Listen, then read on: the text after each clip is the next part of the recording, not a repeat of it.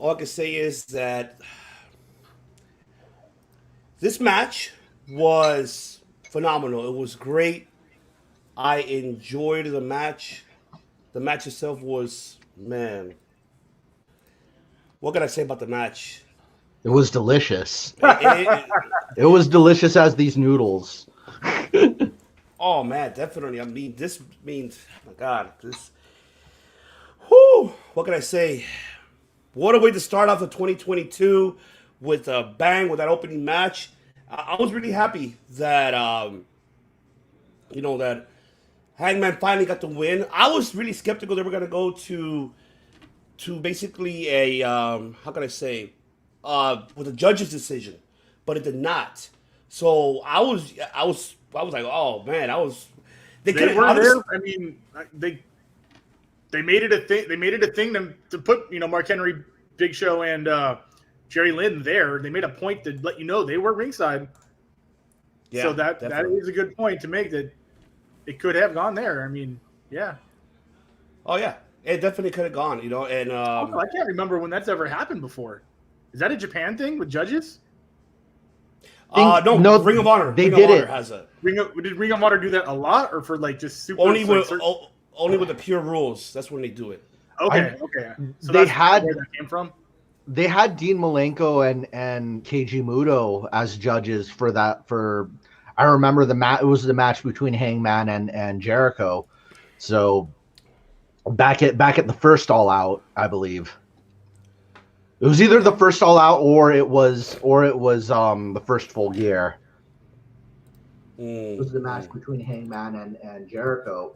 So it was. Yeah, definitely. So I mean, all I know is that whatever's next for Bryan Danielson, I want to see a CM Punk and Bryan Danielson match. That's what I want to see happen in AEW. Hopefully, down along the line, MJF could be the next one in line for the belt, but I still want to wait a little bit on it. I'd rather have more of other upcoming challenges for Hangman. But it was overall a fantastic match. I enjoyed it. It delivered for being on TBS for starting it off. It delivered, so I'm really really happy about that. Now let's move on to this segment that I want to hear everybody's. Let's see. Yes, CM Punk MJF segment. Of course, MJF was scheduled for a match, but unfortunately, CM Punk came and ruined it, and giving MJF basically a loss, a disqualification, because he attacked Captain Sean Dean himself, and pretty much calling out MJF. And I did like that reference, WrestleMania reference, like, oh, well, Roddy Piper, you call yourself Roddy Piper, but look at he main evented a WrestleMania, and you have not. And maybe I should go over there and main event WrestleMania myself too. So, oh my God, I see him Punk. Oh yeah, go ahead and main event a night 4, but buy one get one free, and then come back when they release you. Listen, 8 months, so you come back. I'm like, oh my God, it's hilarious. Shorter than you last in the sack. But yeah, it's oh Jesus. But yeah, take it away, director. Your thoughts about that segment? Super clever storytelling. Once I realized the plan was that every time MJF has a match, CM is going to come in and GTS the opponent, giving the loss DQ. And he's going to do that basically as blackmail until he gets that one-on-one match. That is a wildly clever storyline, because it definitely puts MJF in a position to where, hey man, I can either go 0-10 or I can go 0-Punk. Or 1 in Punk, Punk and whatever. But yeah, super clever. Forces MJF's hand. Obviously, we're kind of doing the gauntlet of Jericho, but it's going to be Wardlow next week. He's pulling the same shtick he did against Y2J. I would love to see what happens next week. I do have a speculation based on what happened in the Wardlow match, which I think may have happened next, but when that comes up, we'll get to it. But super clever. I love that. DQs are losses. MJF starts the year on an O. Beautiful. Awesome. Matt Callis. I gotta say, one of the main things, especially just because I think the funny quip about you'll last longer, you'll be out there quicker than you are in the sack. Like, CM Punk making sex jokes. Every one of you herpes-infested people from New Jersey or whatever the line was. Yeah. Yeah. It's not herpes if it's everywhere. It's their peas, not her peas. If a guy has it, it's him peas. Him peas. It's the gift that Our keeps on giving. peas. It's green peas. No, Oh. So yeah, that was like the main thing to take away from it. Other than that, it just goes to show that they're gonna wait until Double or Nothing for this match. With the way they're just gonna stretch it out, because they don't want to do this match on like a special episode or Winter's Coming or whatever. They really want to make this like one of the main highlights of Double or Nothing coming up this spring. So the only way to do that is just MJF to kind of send more henchmen. I'm pretty sure CM Punk's gonna have a singles match against both Dax and Cash. Both against one of them, and Shawn Spears. And they're really going to spread it out over weeks until we can't take it anymore, and we're just begging for the fight. Yeah, but other than that, there you go. It's a hot air balloon waiting to pop for sure. Yeah. Oh, man. Cannot wait to, man. That's going to be... I'm still saying it. I feel that MJF's going to be the one that's going to give CM Punk his first loss. And why not? I'd rather have MJF actually shock the world than beating CM Punk. And that'll be... an epic way to start off for 2022 for MJF, to have that in his books. Then you could say he's an upcoming challenger for sure for the AEW World Title. But I still want to see MJF bringing Danielson as well, besides him and Punk. But we'll see down the road of where this is leading to for MJF and CM Punk. And obviously we can touch on what's next for Danielson too, because I think the Hangman Page story has to be over. He ran through Dark Order, beat them, lost to Page. I'm really a big fan of just moving on already. I don't like when someone loses like that and then just like the story keeps going. Like I just kind of am over that Vince type of 50-50 booking or like 25 rematches. Like I don't dig on that at all. So, we'll see what's up next for the American Dragon. Yeah, definitely. And now let's move on with the first ever TBS Women's Champion, as Jade Cargill defeated Ruby Soho to become the first crowned TBS Women's Champion. I can say myself, the match was great. I know there was, even though we were on mini vacation at the time, but I know that there was a lot of debacle of what Tony Khan tweeted about, the whole Big Swole situation. Big Swole expressing herself like it was a great... she's allowed to do that. Yeah. She's allowed to, but short of her points didn't make any sense. But you continue, because I want to hear the full story. Yeah, well, of the story of hers is basically, it was a fun environment, fun transition. Though everything was great overall, but the problem is based on her conversation that she had, there was no writing staff. The creative was not really as great. Obviously, she will have to go through Omega and Khan, because Omega is in charge of the creative, I guess you could say, of the women's division. So there was animosity between all three of them, between her and both of them, because she was not given the platform and because she was saying there's no diversity. And when she made that comment, I guess when Tony Khan made a comment, well, that's why we let her go, because we let her go because of her talent, because of her in-ring skills ability, but we do have diversity on the show. So Jade Cargill, Big Swole, Brandy Rhodes, Tay Conte, half of the New Japan women's roster, Nyla Rose, who's like two different types of diversities, three types: Canadian, trans, and Native American. Sonny Kiss, who can go between he and she, yet obviously remains African American. I think I found out Sonny Kiss' real name is on the Jericho podcast. His real name is Hassan, so it's also of Muslim descent as well. Yeah, and the cool thing about Sonny Kiss is he is so fluid that you could say he, she in the same sentence, and they are still, that's who they are, And I could relate it to our comment here, Dirty Heels podcast. Dirty Heels! Dirty Heels met Sonny Kiss as well in person, so they're even, I'd say, well acquainted as well. Who's So the other African American female who's Black Rose? Is that somebody? Black Rose? Not Rose. Nyla Rose. She's more no. Indian. No. There's a smaller. Red Velvet. Red Velvet. Just as you said it, Red Velvet.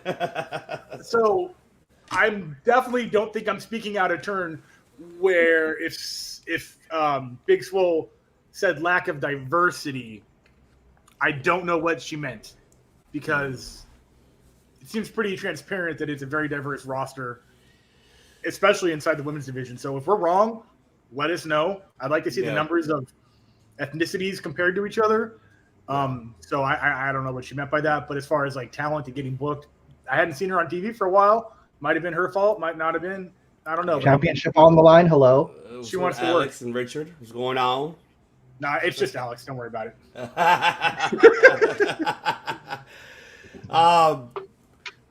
What Tony? But see, still, I feel Tony Khan made a mistake there. He shouldn't have done that. He shouldn't have retweeted. Making a comment of her. Period. I mean, if I were him, I wouldn't have said anything. If Vince McMahon doesn't even comment anything when all the people talk shit about him, do you think he cares? Well, no one taught him how to use Twitter, first of all. Yes. Oh, that's right. Kobe Weed stuff. What's going on, brother? What's going on? Kofi. That's right. No, I think the comment we'll kind of get back to. We were talking about the match. So my thoughts, I'm not really the biggest Jade Cargill fan, and I personally didn't think she was ready, but her winning does kind of show that this is a title for, I guess, newer and upcoming wrestlers rather than for What's going on? Chicago in the house, Chi-Town. I gotta say it's I guess this establishes the title as that's more for newer and upcoming wrestlers than is for veterans and established names. It's not an equal title with the world championship. It's more, kind of like your intercontinental or your international, your up and comer, your junior heavyweight, or like more in that. So I guess in that sense, and the other thing is Jade Cargill's not a WWE person. So it's good showing that that the champions aren't, majority ex-WWE people, or that they favor them. So, right. In that sense, I'm happy that she won. Yeah, I'll always agree with that sentence with a new company. Or I guess you could say new company. Every company's new if you're comparing it to 70 years of WWE. Yeah. Capital Wrestling, Yeah. Man Senior. Yeah, go ahead, Ivan. No, go ahead. So I like Jade Cargill. But I did mention something a couple months ago, shortly after her debut, while she was still doing the 30-second or less squash matches, that she's good in those one-and-done instances. And we don't know what she looks like in a longer than 2-minute match. This match was probably 6 to 7 minutes of actual ring time, and we got a good look at what her long-term talent is. And right now, it is not good. There were a lot of botches. Her shoulders weren't down on a lot of pins. She kind of had 2 left feet. She sort of, I think, got thrown into the turnbuckle, and it looked weird. But these are all things that come with time. It comes with hard work, and I know that she has those things, and she wants to be there. She's not just a fitness model that wants TV time. So we'll see if she gets better in the longer matches down the road. Her beating Ruby Soho is pretty freaking wild, considering how good we know Ruby is everywhere she's ever been. Pretty believable finish for her, hitting that the Jade ending. What is it called? Oh, Jesus, I forgot what the hell it's called.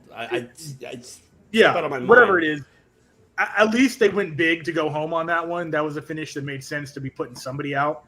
Yeah. I mean, I like, again, that they're building talent. Farm Club talent too. They're not throwing belts on all the big names like NWO was doing. So I do appreciate that they are building homegrown talent.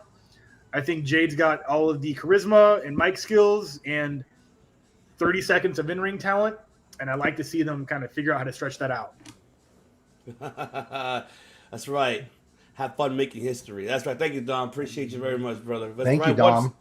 Once again, we are live, ladies and gentlemen, here on YouTube and Twitter and Facebook, ladies and gentlemen.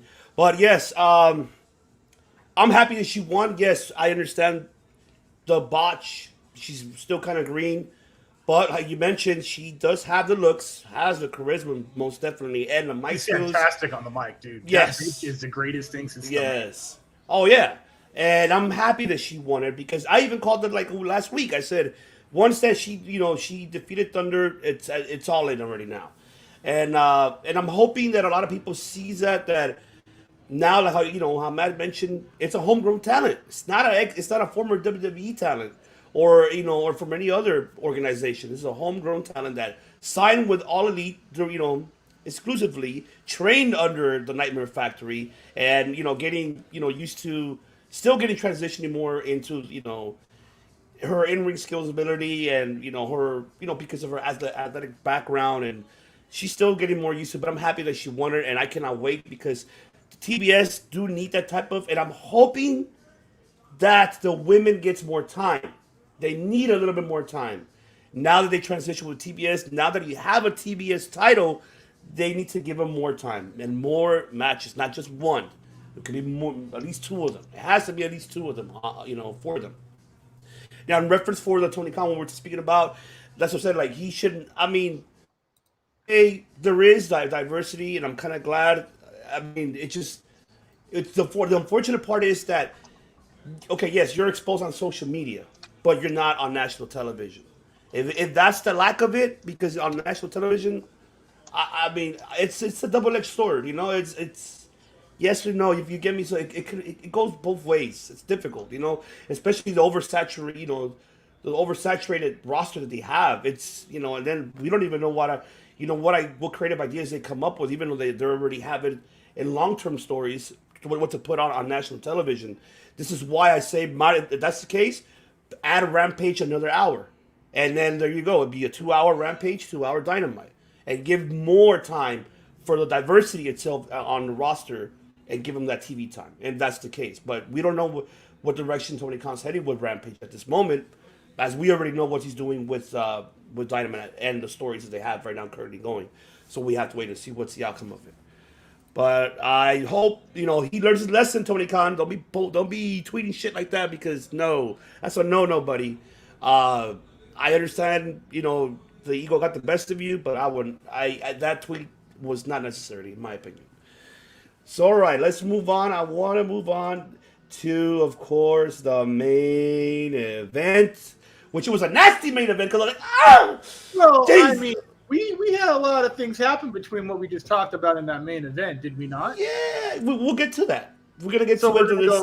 go backwards. A little bit of it, because after that we still had. I mean, what do we have from there? Wardlow, really? Okay, so yes. So I watched the ending of that match 3 times, and I don't mean like all 17 power bombs that he hit with that poor gentleman with, but like the last 2. And I made the hard camera wasn't exactly a full shot. It was obviously zoomed in on Wardlow's victory, Brock pose, and then kind of zoomed out. And it sort of looked like Shawn Spears had the chair in his hand. Wardlow looked over. Shawn dropped the chair and was like, "Congratulations, buddy, we won." Ah, okay, all right. I could just be speculating. I don't know. It looked like Shawn was holding the chair, and then he got caught and dropped it and said, "Congratulations." I don't know. Wardlow's obviously fighting CM Punk next week. I don't think MJF would do anything to compromise Wardlow losing that match. But if he were to lose, how upset would the Pinnacle be? Pretty upset, right? Because then CM Punk would have to fight MJF. So Yeah. I don't know. Maybe not. We might be getting that Wardlow finally getting his ass beat for not exactly helping MJF. Well, face turn. I don't mind seeing him going face. I think it's about time. The crowd is behind him. We don't see anything like that in AEW. I can name one, and it was at the first pay-per-view, and it was MJF turning on Cody. Well, technically the second night. I think that happened like the night after. But there's no swerves, really. There's no shocking surprises. There's no heel turns, no face turns, no behind-the-back chair shots. There's really also with the CM Punk MJF thing, there's also no DQs, which made that DQ very important. So I think we're due. Obviously, they started adding blood. There was a DQ. Maybe there's a face turn coming. That would be cool. What's up, Leo? Can you get Thor on here or Thor Atlas up on this for us, buddy? You know, funny thing is, guys, I ran into him in person today. What's up, Kenny? I actually ran into Leo in person. I didn't even know it was him because I'd never met him in person. So it was kind of. I was playing pool at his place. Did you meet in person, Wardlow? What? Oh, I wish. That would have been cool. I guess. What's going on, Anthony? Anthony Titantron, what's going on? Young Tom. How you doing, Anthony watching me play billiards. Wardlow watching me play billiards. You know. Oh man, but I mean, yeah, I see Wardlow turning soon, and I think he's gonna leave the Pinnacle, and I think he's better off on his own. And babyface run, very interesting. I will. It'll be interesting. It's a different. Cody, fuck it. Oh no! Anybody but Cody? Anybody but Cody, Jesus. But yes, Cody is the definition of you either die a hero or live long enough to see yourself become the villain. And he is that every day. God damn. I just need him to play that character, man. They're just copying and pasting the Roman Reigns schematic. Just Jesus Christ. Yeah, definitely. But yeah, but other than that, I want to get into the main event. I want to know, unexpected. Brian Pillman botch. That was hilarious. Oh, there you go. Bring that up. Jr. Bring that up. Right, I forgot about that. We're over it. I've botched things too, but wow. Yes. All right. That was the ending of the match. That was horrible. That match was not necessarily for me. But Also, I got 2 words for you. Julia Hart. But yes, Jurassic Express winning the AEW World Tag Team titles away from Lucha Bros. Of course, we did see that incident that, oh my God, and, speedy recovery to Rey Fenix, Jesus Christ, that chokes them, that he took to the table. Arm. Yeah, as an update, his arm broken? Dislocated. No, dislocated. Oh, God. No broken bone. He is lucky. It was dislocated nasty, but And they set it back in place. Yes. He had surgery to do it. So speedy recovery to Rey Fenix. And, hopefully, we get him back. Because you know what? Before I even ask you this question, because with that blackout that happened, right, obviously we knew that it was going to be, Aleister Black. For me, this is a name calling, though. But here's the thing, though. This is going to be a pause, though, because let's say that didn't happen, right? And which obviously none of us wanted that to happen. But if that did not happen to what happened to Rey Fenix, we will be seeing the debut of Malachi's Black, partner in crime, and because he's a PWG Tag Team Champion with Brody King. Then that's what I was waiting for. But looks like now this crimes. Oh wait, no, Brody. Okay, Brody King. But yeah, so what's up, man? I don't Facebook user. I think that's Leo. That's probably Leo or Rob. Yeah, Leo, your shit says Facebook user on there because you're not logging in. So, if you have Facebook user on your name, put, your name at the end of the comment so we know who it is. Yes. But, man, Director, your thoughts?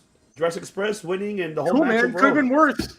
Could have been Marco Stunt in there with him.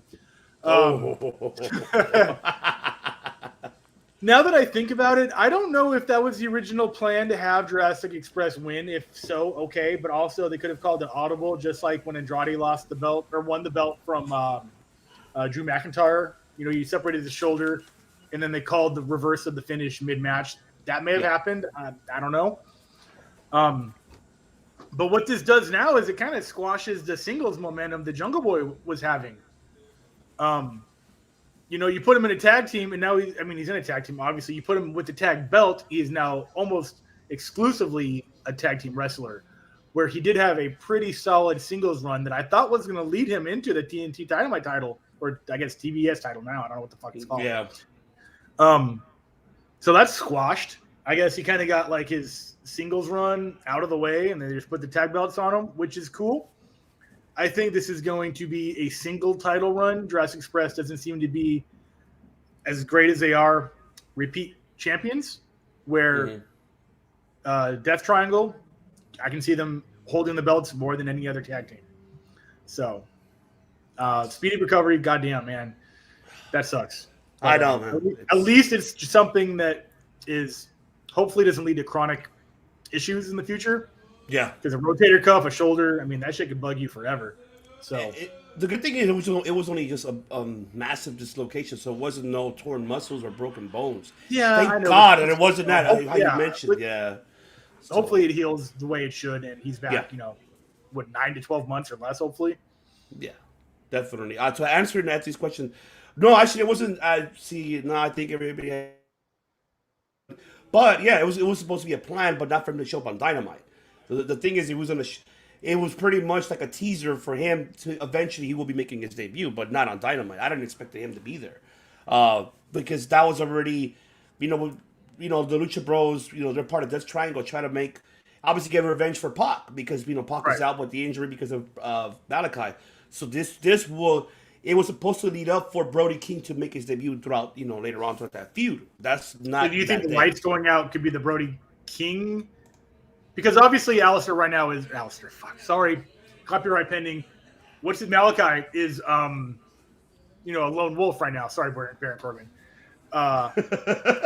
So for him to jump in there against Death Triangle, Pac's technically kind of out right now, but I mean, you had 4 to 5 faces ringside. Yeah. So Alistair to come out by himself would have been just numbers against him. Yeah. So the lights going in and out. He could just one day lights flicker.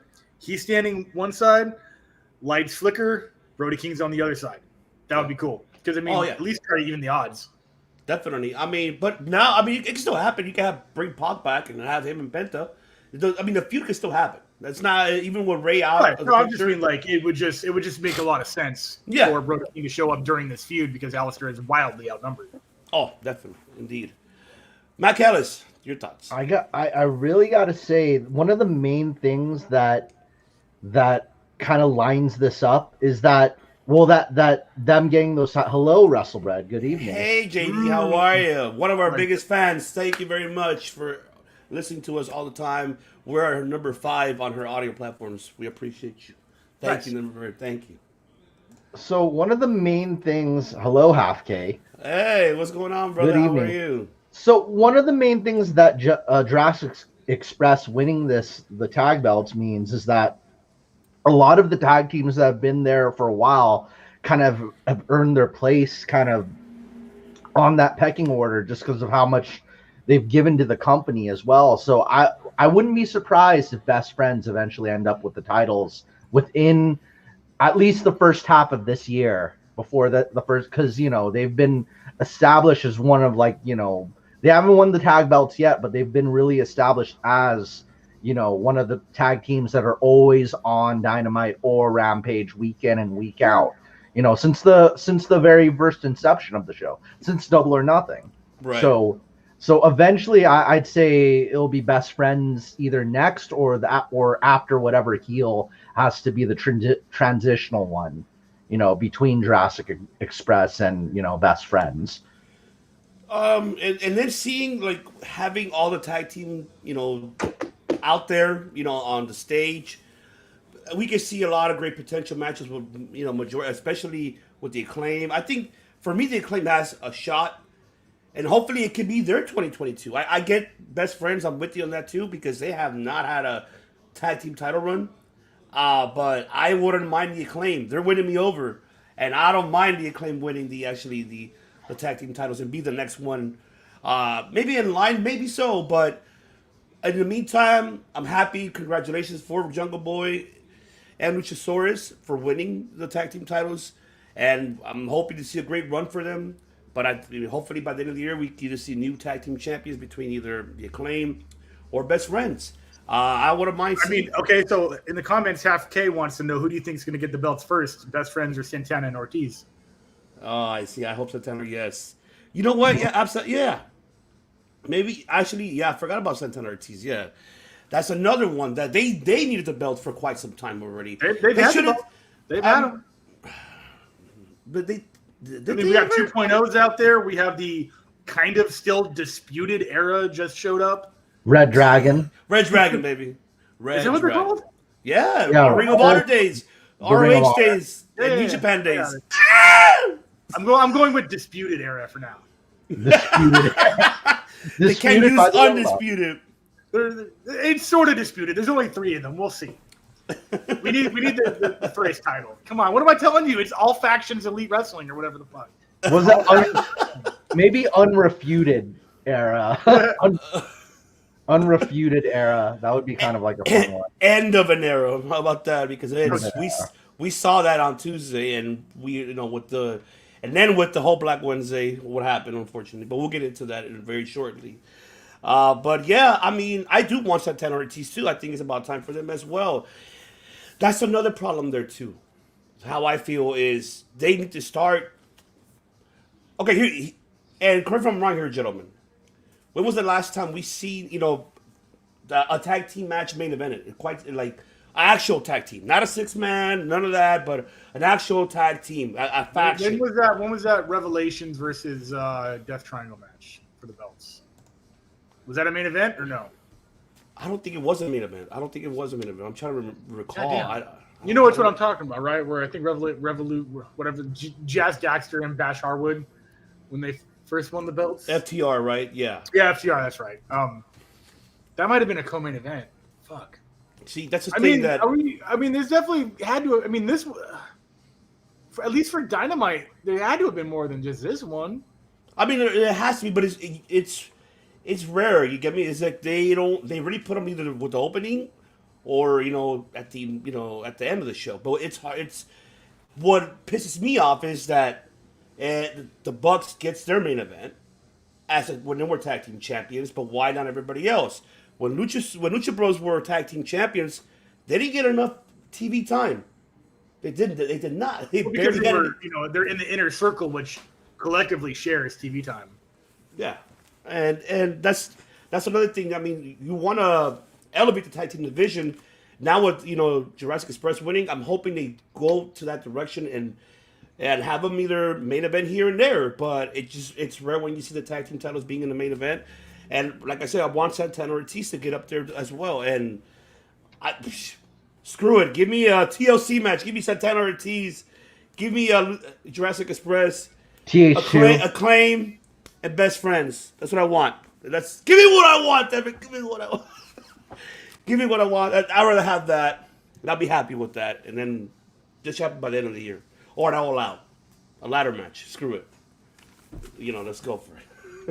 Even if it's just a ladder match, tables and chairs still show up somehow. So. Oh yeah, definitely. They're definitely still there. All right, now with let's get into this one curious thought that I want to get both of you guys' thoughts. I mean, we did see Tony Khan mentioning on the wrestling news podcast. He did mention he has a dream signing that we've been dreaming of signing, and now he got him. And whoever this individual is, I don't know if it's a he or she, but who could it be? Who? Thoughts, director? Is it not Jake Atlas? Is it not Local Boy turns well? Well, that's a local. I mean, Jake Atlas, yes, but somebody else. Somebody else, someone big, like he said. Someone big that he finally got, and we'll be seeing this individual soon, hopefully in All Elite, but we don't know. I mean, he said it's a big dream signing that he's been wanting to have. So who do you think could it be? I mean, if we look at the free agency, a lot of people are speculating Velveteen Dream because the Dream type of either that, yes, could be either that. Maybe Johnny Gargano because his free agency was up already like a month ago. I mean, basically already it's been a month. There's still Ring of Honor stars. Jonathan Gresham is a free agent. There's so many. Even on the women's side as well. Man, you got let's see. Nia is one. He's got no. God damn it, no, never. Ember Moon. That's cool. Athena. I wouldn't mind having Athena. Let's see. Or Jeff Hardy. That's right. I forgot about Jeff Hardy. You're right. Yes, Jeff Hardy. Except they killed off the Broken Matt. To be fair, Matt killed off Broken Matt, so that would have been cool back in the day for sure. Yes, I know. Hopefully we do. Hopefully we do. Where did the thing go? I'm looking for it. Yeah, West Coast AEW shows. I know all of us. I'd want all of us to be there in full force. Yeah, definitely. Oh man, we're gonna be definitely will be there full force. But for me, yeah, it's tough. It's a tough one. I don't know who to choose. Who will be there? I think it's gonna end up being Gargano because they're doing the bash. There's a bash break in Cleveland, Ohio. So I think it's gonna be Gargano's gonna show up. That's gonna be it. Or yes, the Briscoes too. Yeah. Oh my God. Rather than Ned Flanders mode. I think the Briscoes are already inevitable since they already teased that on the Ring of Honor pay-per-view. FTR showing up and attacking the Briscoes. That's and it has to happen, and you can't wait that many months to have that match for Ring of Honor to come back. You really have to have that match at AEW in between now and March. Yeah. But in addition to that, I want to say this about the women's division. I'd say we definitely do need Taya and Tony. I definitely want them to show up at some point. I'll give me Killer Cross too, man. Mm-hmm. Jesus. Why the and hell? And now we got Samoa Joe.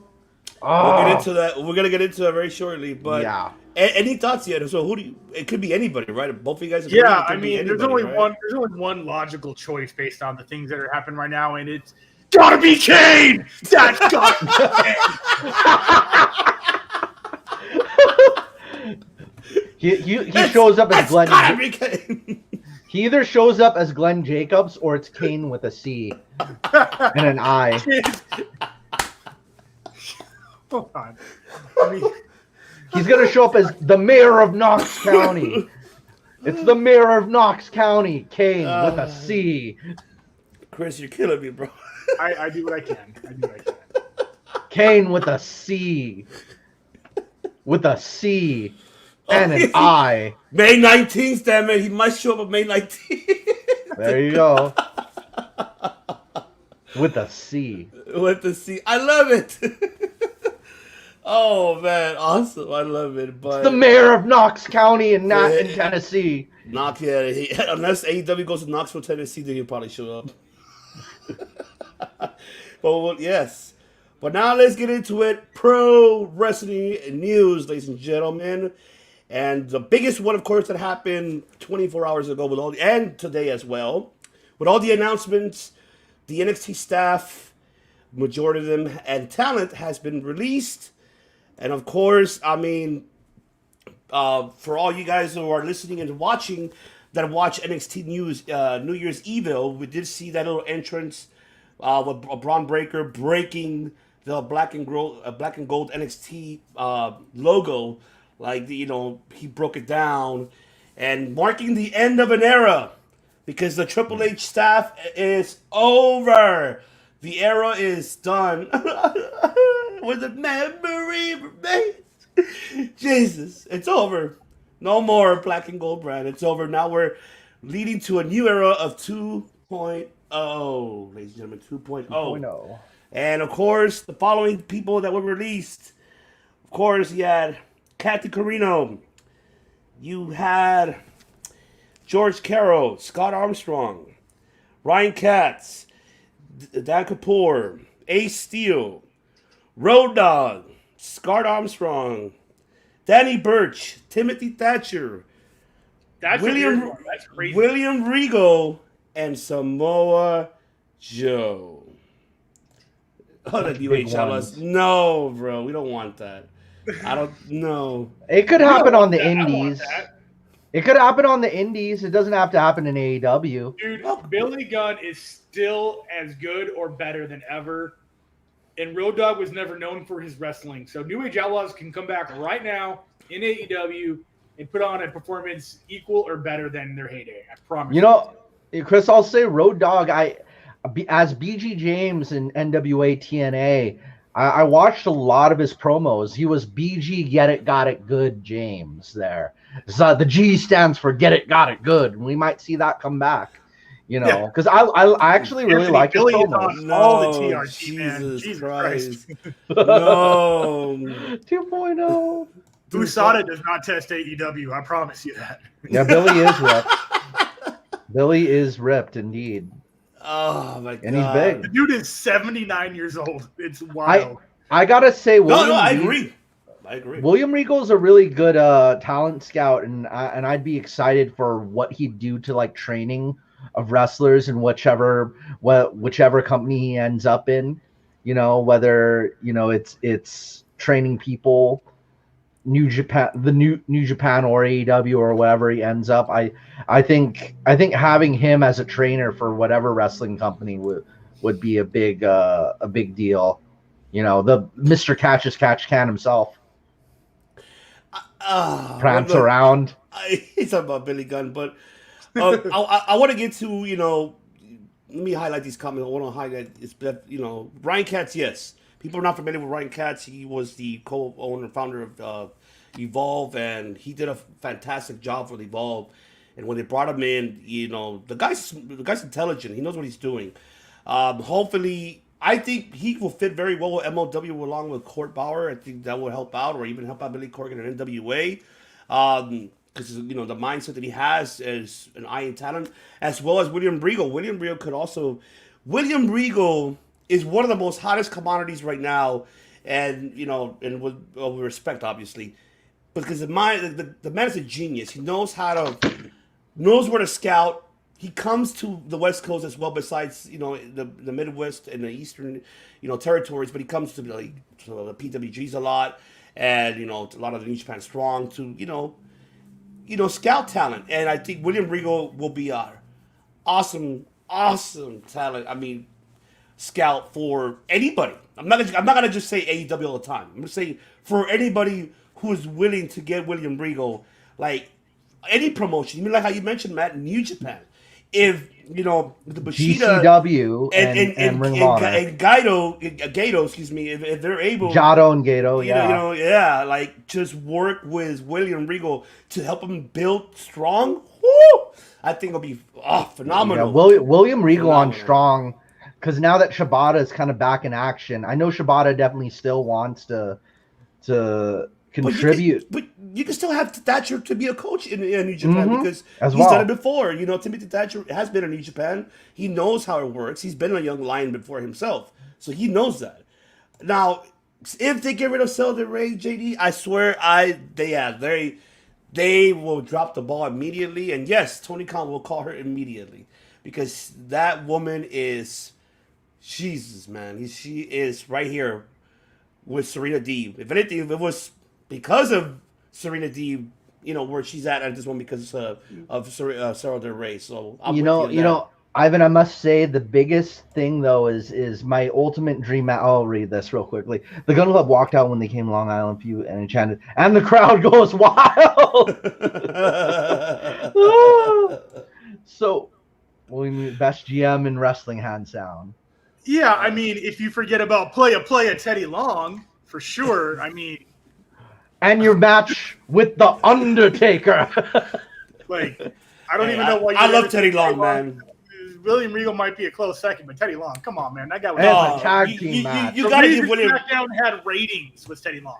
Just saying. No, I going back to Samoa Joe. I'm really happy if they're getting rid of everyone. Who the fuck is training this new crop of talent? Matt Bloom, A-Train, can't do everything. They're training down there?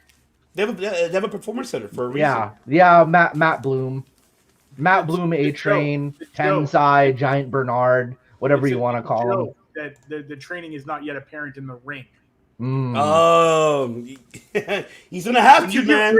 He's gonna have to handle criticism. When you get rid of quality wrestlers, which I think they're doing because it makes the new guys look bad, like Timothy Thatcher, Gargano, Burchill, I think by contrast, I think I love Storm and Norman.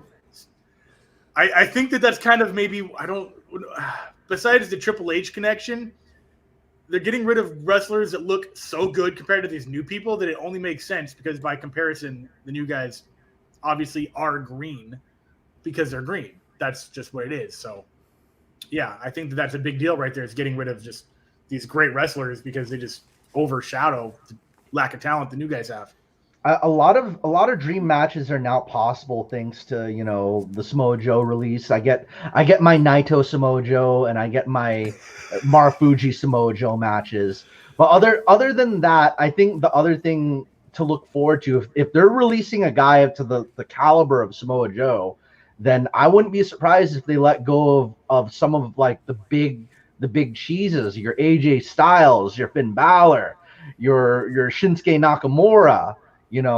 If I get any of those three, whew, the I possibilities are endless. right now, the way how things are looking right now, they're hitting the reset button hardcore, like completely. Yeah, they still they still have Norman Smiley, of course. They have him still, Matt Bloom and Celta Ray. Of course, those are coaches, of course, that do not really come out much on television. But these majority released staff were producers, agents, creative. So you could tell that Vince McMahon, and even though he wants to keep his name out of it, but yes, Bruce Pritchard to you, and hey, Johnny Ace, yeah, Laurinaitis, of course, he doesn't make. I thought it was like a joke, like John Laryngitis or something. I don't know. I love that. That's kind of what it sounds like he has. Yeah. And yes, and no, and he did. By as a matter of fact, I was going to announce that. Thank you very much. Yes, but I'm Styles Nakamura is at the other than Samoa Joe. Nakamura is the other one I want the most. Boggs and Pat McAfee. Nah, but it's just right now. I want Nakamura to be free. We are heading to a new era now. So the Black and Gold brand now you can officially say, rest in peace, because it's already done. Yeah. Now this is 2.0, and it's the fortunate part. We don't know what Paul Levesque has to do with this. Now, obviously, by the looks of it, he has nothing to do. Really? Nakamura re-signed as well. Okay. That's too bad. That's too bad. Well, what's the situation with Finn Balor then? Well, Finn Balor, he re-signed, so I know he's been for quite some time. But like I said, now with the end of the era for the Black and Gold brand, now with 2.0, we'll see what's. I think how I feel is now they're gonna be using I know, Chris, you do not watch WWE or anything that's going on. No. I don't watch it that much either. My ear is open. I am aware of what's happening, and I really am into the good guy Brock storyline. I love that he's out there having fun finally. Yes. But if you want my thoughts right now on like the NXT thing, this is what NXT is to me right now. Go for it.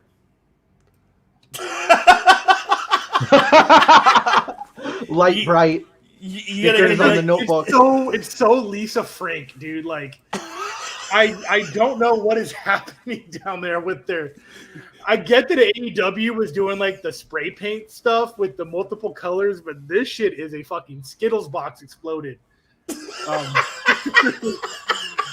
I'm just talking about like the layout. Like, that's my biggest issue. I appreciate new name, talent, and hard work, but I just can't get over the fucking neon party that's happening.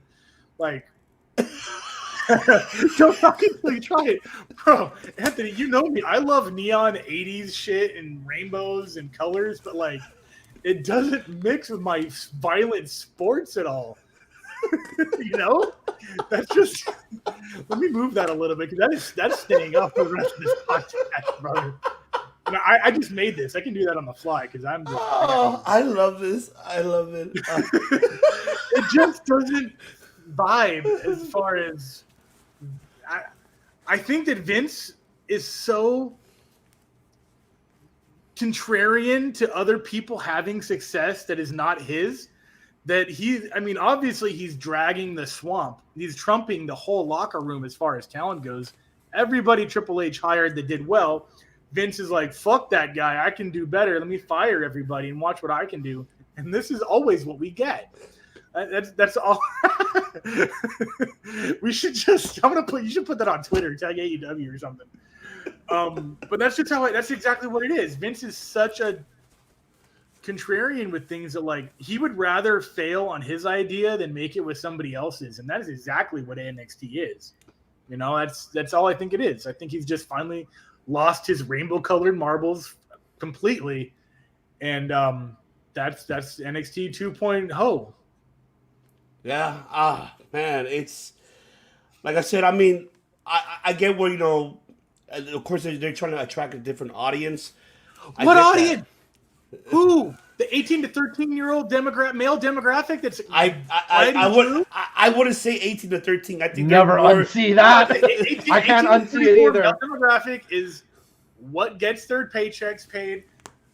What is this new demographic they're going after? Well, they're okay. Let me get your thoughts on this though, because now is since they added this program, next in line program, getting from college, students from whatever sport of where they play at, like a track and field or football or volleyball, whichever, them coming to pro wrestling, which is for me, I think that's the demographic they're trying to aim for.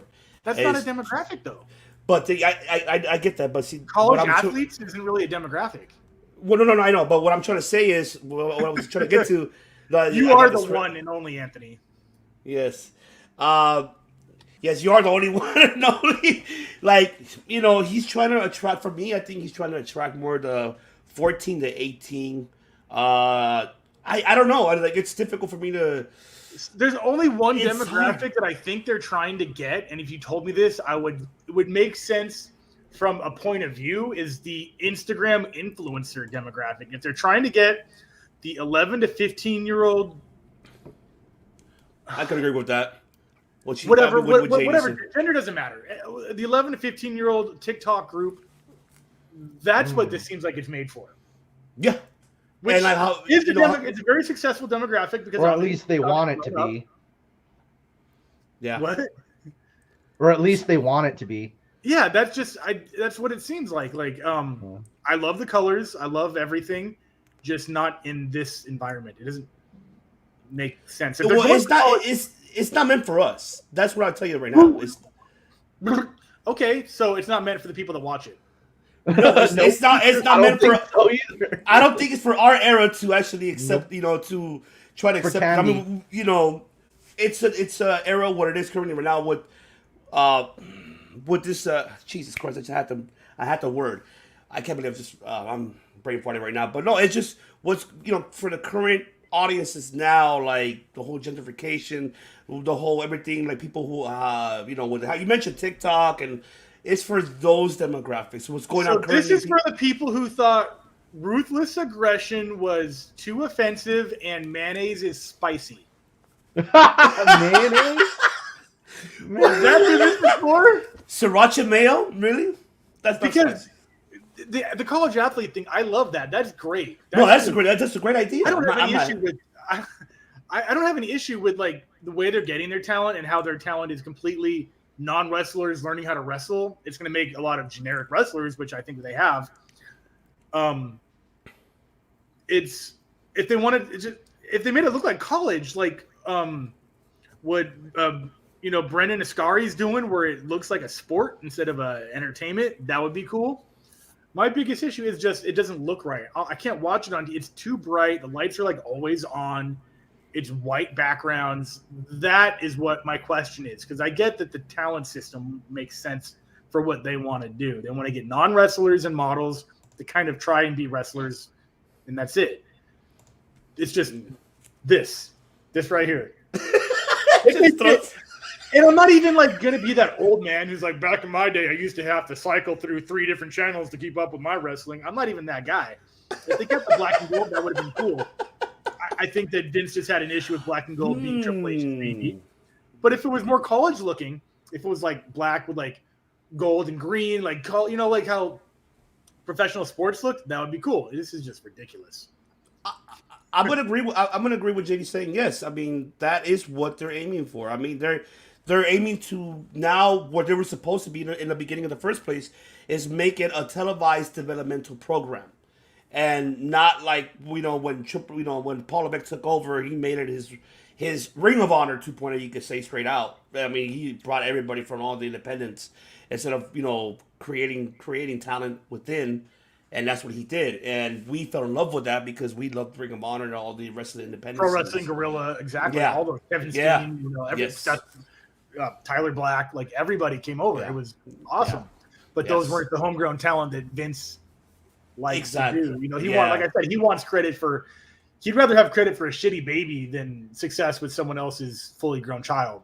Yeah, because they were all a homegrown name on their when they did it themselves independently. And, I mean, we've always known that. That's just Vince will assimilate another company and then squash it. We saw that with what happened with the big merge. Obviously a few guys got through. Booker T made a name for himself. But besides that, that's it. Yeah, no, definitely. And I mean, the other thing too is that. They're looking for the next, Cena, the next Randy Orton. That's what they're looking for. The next Batista. They're looking for that. The next Brock Lesnar. That's what they're looking for. Yeah, well, Vince will never not want to be looking for that. That's why. That's why you just said those names. Yeah, but those are homegrown talents. Not only that, but obviously the big man complex. Those all have very, very similar body types. Vince will never get past that. God forbid, I'm not wishing the man's death, but I'm saying until he's probably in his deathbed, he's still going to be asking, "God damn, pal, I want a big guy." I think WWE honestly might actually get worse after he passes, which I hope is not for another 2,000 years. But yeah, I think he's going to be like Mr. Burns, He's going to get someone who used to write for like Moesha on the WB to run the company. Oh my god! It's Steve Urkel. What? Yeah, I mean, like that's what he does right now. Is he hires TV writers who do have skill in TV writing, but they're just like, "What's a wrestler? Like what?"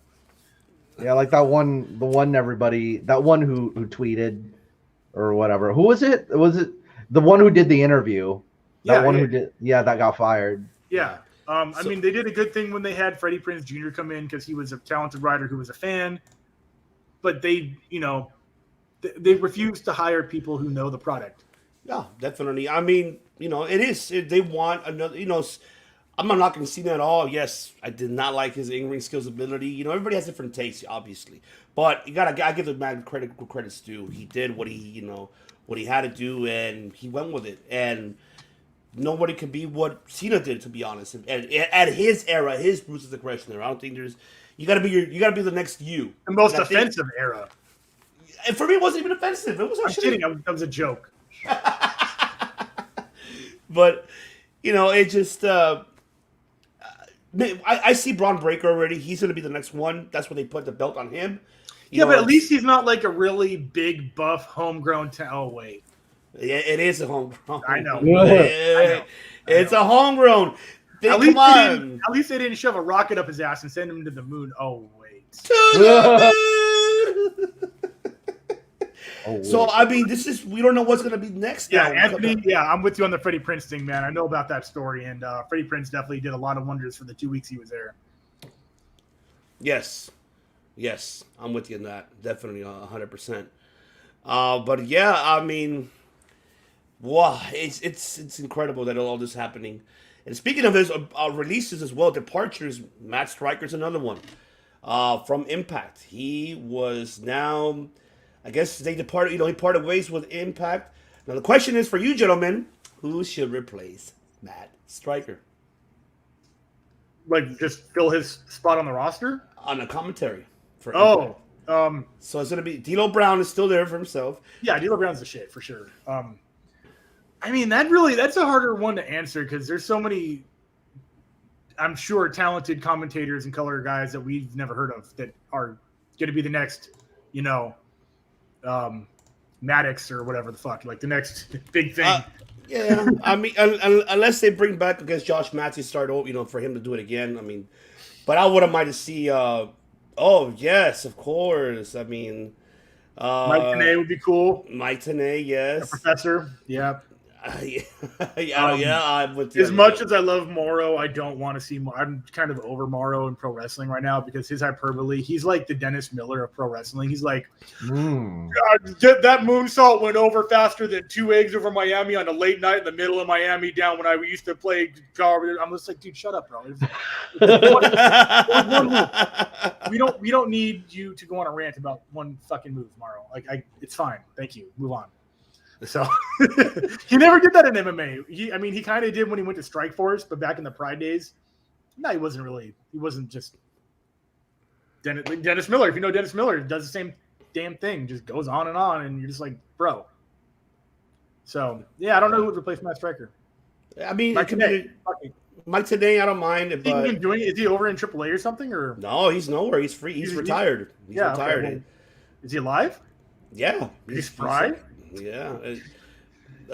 I know. He's been over. Yeah. All right, but who do you think, Matt? Who do you think you should take over? Your brother Matt Striker's place in Impact. The many other Matt, like what I remember Jeff Carpenter told me about the other Matt Striker, because there's two of them. So get the no that was Matt Cross. Sorry. Oh, Matt Cross. Yes. Yeah, but I mean, it could really be. A lot of people are itching to do commentary these days. Hell, Ivan, it could be one of us. Maybe so. You never. Takaro. Oh yeah, Takaro. Yeah. Takaro on there, man, my boy. Yes. There you go. That is right. I mean, fucking. Let's get AJ Lee. Let's get Takaro. Let's get Renee Paget. Let's get our boy. In there. Let's get our boy Adnan. Adnan Karishi. Yes, definitely. Oh, yeah. All right, and the other one, very briefly, gentlemen, that I'm happy to the NWA announces the World Junior Heavyweight Championship Tournament. They're bringing back. Is that whole bracket up? The bracket is up, and they brought it back. The last time we seen this championship was in 2017, when it was the last hold by Barrett Brown. Has been vacated since then, and now Billy Corgan is bringing back this Junior Heavyweight Championship. Made its debut in 1945. So it's been decades. So the following in the brackets we have. Yeah, read that off to me, because absolutely we do have Austin Aries versus Ray Titus, which he advanced. Austin already advanced in the tournament. Luke Hawks versus PJ Hawks, brother versus partner versus partner, I love brother that. versus brother. CW Anderson versus Colby Carino, the son of Steve our boy. Show CW Anderson getting That's it done. right. Okay. Our boy Kerry Morton versus Jamie Stanley. Davari versus Jay Spade, and Darius Lockhart. Oh, yeah, Ari Davari. Darius Lockhart versus Sal Renato. Homicide is already advanced, so it's basically the finals will be a fatal 4-way to determine the new crown NWA Junior Heavyweight Champion. Is that elimination or single pinfall? It's that we don't know the finals, the rules as of yet, but tournament begins this Saturday. It begins back on YouTube for free this time, because the NWA are now bringing that back off. So, man, thank you very much, man, for tuning in. I know it's pretty late on your, time. YouTube, man, have a good night. Appreciate you for tuning in. I appreciate you very much today. But yes, man, this is gonna be exciting now. NWA, bringing back the junior heavyweight title, and seeing Homicide already on board, Austin Aries and CW Anderson, baby. That's right. We need that CW to take it all the way. Definitely. I would love to see that, man. Your thoughts about this tournament, gentlemen, and are we gonna be? 4 people in the finals. 2 of those have to be Austin and C-Dub. So after that, man, this whole CW resurgence, he's in the greatest shape of his life. He is jacked right now and healthy and ready to go. So I would love to see him get that belt. That would be perfect. This is the right time. He's active, faster and stronger than ever. So let's just put the belt on him and give him that second career that he's worked for. Oh man, definitely. I cannot wait for sure. But yes, man. So those are the pro wrestling news that we have, ladies and gentlemen. Now we're gonna go ahead and have to move on with Matt, because I need Matt Callis to take over here, and that is Wrestle Kingdom Night 1 and Night 2 recap. That is a must speak of. So I'm going to go ahead and let Matt Callis take over. But before I let you take over, let me go ahead and actually bring up the card very briefly for both nights, because I need to, breaking it down. I mean, I saw it myself, but I don't, it's, when you have so much so much memory, so much shit on your mind, it's kind of hard to, Jesus. So let's go to night 1. That was one I have yet to watch because of all the content and stuff. So I will have absolutely no input on this, but I'm at my 1 hour, so this is a perfect time to give my send-off. We don't want to spoil it for you, Chris. Yeah, Please I watch do it. want to actually watch this and just skip through the 20-minute promos that they put between every match. Did they do that this year? Only in between halftime. Okay, because I know previous ones they would put like 10-minute promos before almost every single match, and I love that. But no, not this time. So whoever is left in the chat, I don't know if you're still here. Russell Bread, Half K, Clark Street, anyone from Anthony, if you're still here, anyone from the Kofi Winston and Dirty Heels, appreciate you coming in. Leo, I think you went to bed because you got a kid now, so sucks to be you. That's messed up. But I love you guys, and I will be back for whatever we have next. Top 5 MMA or the MMA Awards. We'll figure it out. We're going to figure that out one next week for sure. Cool. All right, man. Enjoy. Peace. Love you guys. I will see you soon. Love you too, brother. There we go. The director going to work, ladies and gentlemen. But yes, night one, we did have the pre-show. We did have a 19, of course, battle royal to determine who will be the 4 men, the 3 men, I guess you could say, to be facing for the KOPW. The night from night 2 versus Toru Yano. We found out obviously it was the surprise return of Shima making his return to New Japan for quite Representing a long time. GLEAT, Representing the sixth biggest promotion in Japan that everybody should pay attention to. Absolutely. Well, I think it really is in this order. It's New Japan at the top, Noah number 2, DDT at number 3. Good night, JD. Thank you very much for tuning in, JD. Appreciate you very much. Thank you, JD. DDT at number 3. Dragon Gate, I bet, at number 4. Maybe DDT and Dragon Gate are probably tied. And then number 5 is possibly GLEAT, but I think I might be forgetting one other. No, All Japan, I think, is All Japan Pro Wrestling is number 5, and GLEAT would be number 6. So they're all very dominant promotions. They don't kind of stick to one thing or over the other. They're all multifaceted and they all have really great wrestlers in them. So I know it's a lot of content to watch, but I know you'll never run out of wrestling to watch if you keep up with all 6 of these Japanese promotions. There's so many, guys. There's so many. And you remember Shima from AEW and from from OWE and the many other organizations. Definitely. I do recall that.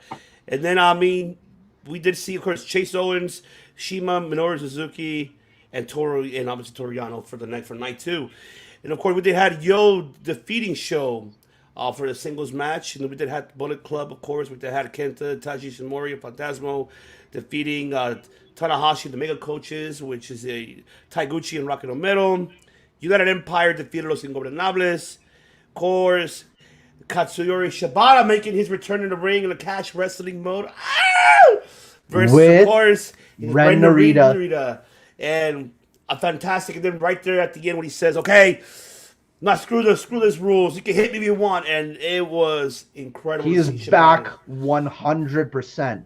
Not even a little bit. Katsuyori Shibata is back 100% as both a wrestler and as a fighter as well. So I think just it really is the speed limit has been taken off Shibata. And if Mike was here, I'll tell you, Ren Narita was the guy we were talking to right when we were at Resurgence. We were there at Resurgence with Ren Narita, and Shibata was there for a brief period of time. But man, I think at the top of AEW's list, I know Bryan Danielson definitely wants to face Shibata, and then of course, and of course you saw the tweet. Okada already put out the open challenge to both Danielson and Punk, and then Punk responds in his tweet, "Here's my address." Man, and then of course we did see Evo defeating Tomohiro Ishii, becoming the never openweight champion. And night 1, of course, we did see Chaos defeating, which is Hiroki Goto and Yoshihashi becoming the IWGP Heavyweight Tag Team Champions, defeating Taichi and Zack Sabre Jr. And Desperado retaining his IWGP Junior Heavyweight title against Hiromu Takahashi. And the main event, which we finally saw, the unexpected, which I think we all expected, ladies and gentlemen. We did see Okada defeating Shingo Takagi to advance from night 2, becoming the IWGP World Heavyweight Champion. Right off the bat, what do you grade night 1 for you, Matt Callis? Night 1 is still it's good, but I know it's not the complete story because night 2 really has kind of the preempting of what the year is going to show. I guess you could think of night 1 as like saying goodbye to, it's like the last of the 2021 version of New Japan. And Absolutely. night 2 is what you're going to see from New Japan for all of 2022. So I'd probably just put night 1 just slightly behind night 2. Yeah. That's how I'd put it. All right, and then the beauty part of the Battle Royal, people that have not watched it, but I'm gonna spoil it for you regardless, is seeing the return of this individual, the legend himself, Tatsumi Fujinami. Ah! What the fuck? He showed up. I did not expect him to show up. And like, for those who don't know him, Tatsumi Fujinami faced Ric Flair in WCW. I believe it was the early '90s when it happened. So if you think he's never been to the United States or you've never seen him here, if you're old enough to remember, I'll say to some of our older friends and partners, Dom, I don't know if you've caught it on WCW back in the day, Tatsumi Fujinami and Ric Flair. It's definitely a worthwhile match that everybody should go back and watch. It's available to watch in many places on the internet for free. Absolutely. So. And not only that, he's one of the also one of the last childs of the Gotch and Inoki that were trained by, besides Minoru Suzuki, but also Fujinami, Ricky Dozan too, I think. Yes, Ricky Dozan as well. Yes, yeah. I mean they're one of the last first childs that were trained by Gotch and Inoki. So it was great to see. And the man is 68 years old. How the fuck he's able to wrestle coming in and had coming in on this battle royal, but fantastic. I loved it. A great surprise. And how you mentioned the closing chapter for the New Japan of 2021, which we now enter night 2, ladies and gentlemen. Night 2. Let's break it down to you.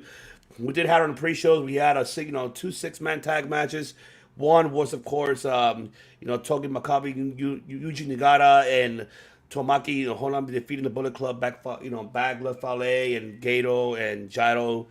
So, of course, we did had Hiroshi Tensan, Satoshi Kojima, Master Wato defeated Suzuki Gun, Desperado, and Kanemaru, and Taka Michinoku.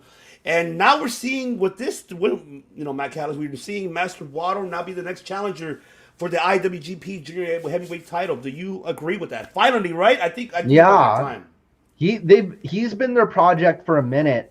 And once there's a lot of other guys coming, Carl Fredericks, Shota Umino, a lot. Ren Narita, I'm pretty sure Ren Narita is going to be getting his colors soon. He's not going to be a young lion for long. No. He's definitely put in his time.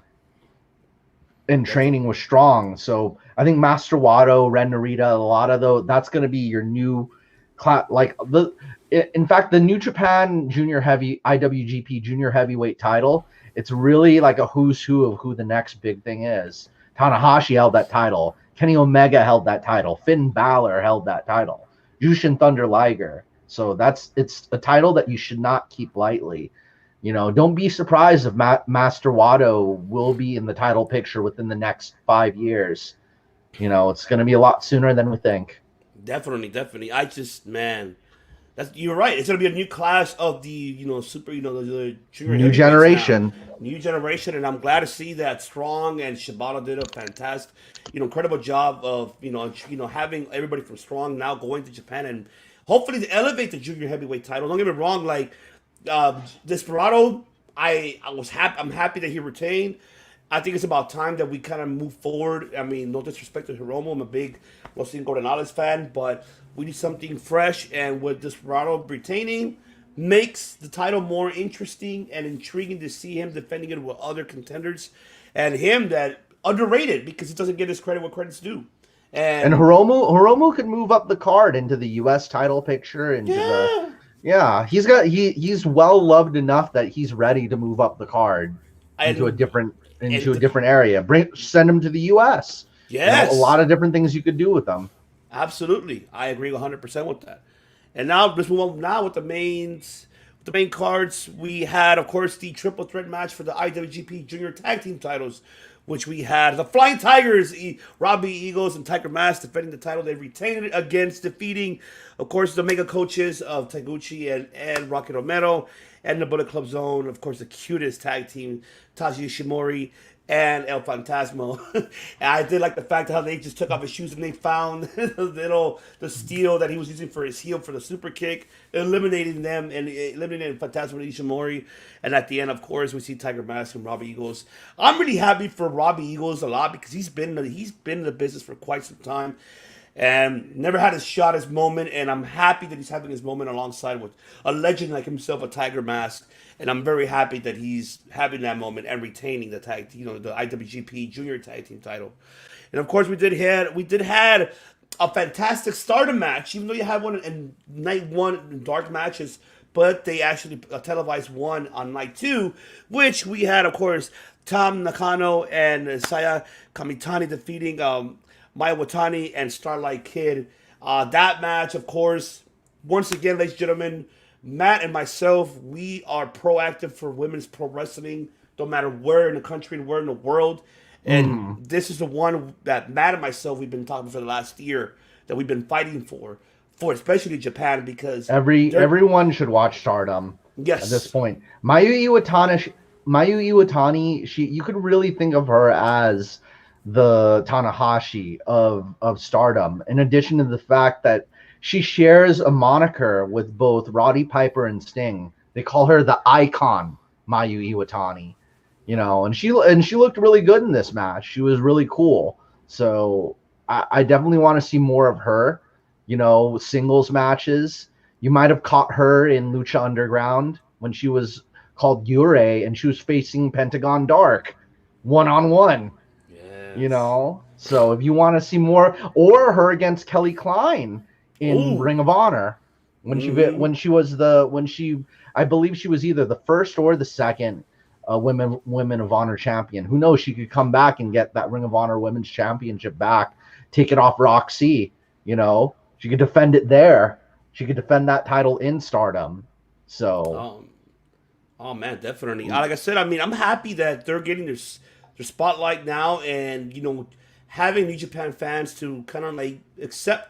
Because obviously over there in Japan is different, from that, like here, anywhere else, they have a different fan base for it. Now you have, Stardom have their own, and, DDT have their own, and Noah, and, GLEAT, and now New Japan have their own. But, same owner, different promotions, trying to get together, make it, we're fighting for the women's to have their spotlight in New Japan as well.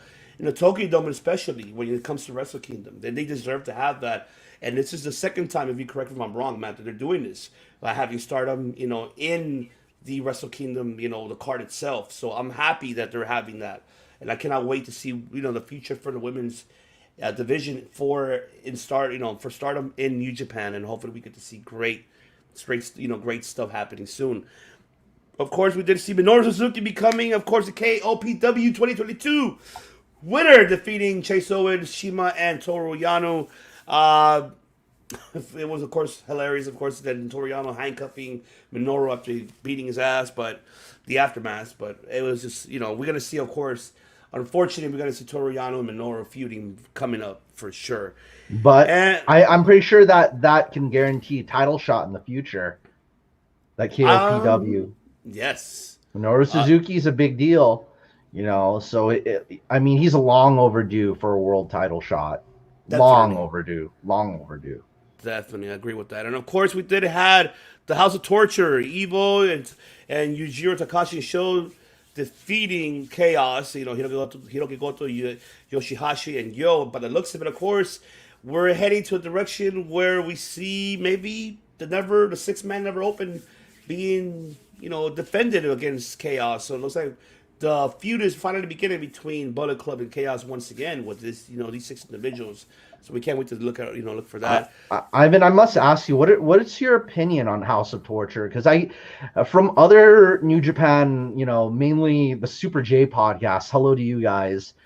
I must say that there's a lot of hatred towards House of Torture that, like, they're like, as in hatred as in go away heat, not as in just, heel heat, like, I don't know how you feel about them. I just feel they're okay. I feel they're okay. It just, like I said, right now, with with everything going on over there in Japan, is very different, and I think they're okay because I like to see, Show. I'm glad Show's getting a spotlight, and so for Yo as well. Uh, we're just waiting for Yo to join Chaos. He hasn't joined Chaos officially, so we're just waiting for that to happen. Uh, why not? I mean, I like it. I love it. And you need to kind of elevate these, these three, these three-man, titles, the trios belts. You need to elevate them with these individuals. Who else are you gonna have? Are you gonna add the junior, the junior heavyweights towards it, which you can, but we. But I think this is fitting well for right now. I would involve Suzuki Gun as well and Los Ingobernables. Why not again? But we want to see more factions. Maybe United Empire. Add them to the mix of that for that. So I wouldn't mind seeing them to be added for that. And speaking of United Empire, of course, we did see one of them fall, which is, of course, Great Khan losing to Sonata. I can say it wasn't the best, but it was okay. Sonata always delivers. Great Khan, of course, still has a lot to transition and learning, of course, in Japan style. And then, of course, he finally did a high fly move because he never done it one in his life. He jumped off the rope, crossbody to Sonata. So it was great to see that. And then also we had to see Naito defeating Jeff Cobb. That match was a grudge match. And I like the fact that, Naito sold it to Jeff Cobb. And Cobb sold it too. I mean, it was great. It was great to see that. That match, even though it was only 15 minutes long, but I enjoyed it. Great. It was a great storytelling match, and I'm very happy to see, Naito now, which we'll get into a little bit later on. Of course, then we had the match of the night for night 2, I think, for my opinion. But this is why they put it as a co-main event, and that is, of course, Tanahashi regaining the IWGP US Championship belt away from Kenta. Man, just that what fall. A match! What a match! Okay, there was a little bit of Jeff Jarrett in there with the guitar, Yes. Tanahashi with the guitar playing a little tune on Kenta's head. But the main spot that everybody should watch, has Rob Van Dam ever done the 5-star frog splash off the top of the ladder before? Yes, he did. And was it? But I don't know. On Raw against Christian. Was it the same height though? I'm pretty sure that the ladders in WWE are shorter, or taller. No, it was. If you YouTube that match, it's kind of the same height. But this one was scary because, remind you, the table was shorter, and not only that, we did see Kenta ate shit when he fell off. He didn't cover himself. He literally landed on the edge of the trash can bin and broke his nose. Like he was done. Then that's where. He got hard weighed with the blood. Oh no, that was it. Yeah. Yeah, that was a hard way. Oh man, yeah, definitely, and that was it. His nose was busted as hell. Like the bone was coming out. If you look at it once again, it looked like it was like, oh, I was like, ah. So Kenta did suffer a massive injury in that. But man, that was the match of the night for me. But we got to get into the main event, though. We're not done yet, Matt Callis. Yeah, I was just saying that really elevates that U.S. title even more. I mean, absolutely. Tanahashi holding it once, but he's one of the few to hold it twice now. Because not that many people have held it. I could probably count on one hand the amount of people that have held it twice. Moxley. I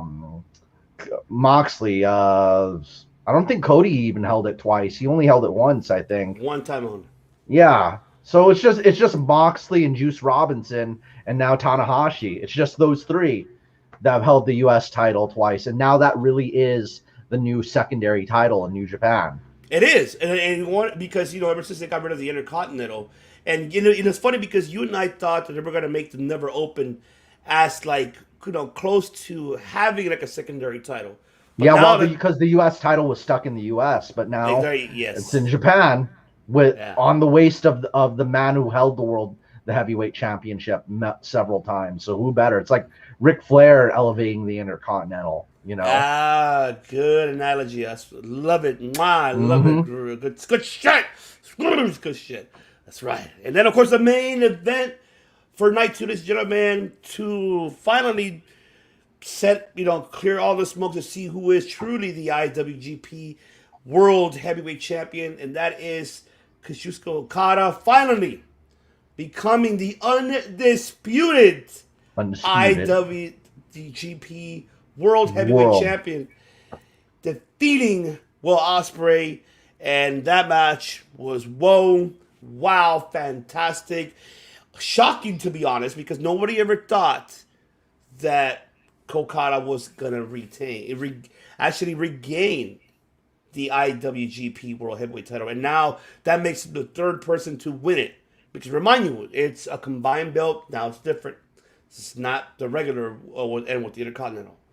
So, Mr. 69, your thoughts about night 2, and what was your match of the night for you? You know, the world title match, it really was showing. I was starting to see the parallels between Kenny's first attempt on Okada's title. And I saw a lot of the parallels there. You know, Kenny's like the new heel leader of the Bullet Club. Ospreay's the new heel leader of the United Empire. So they're in very similar positions.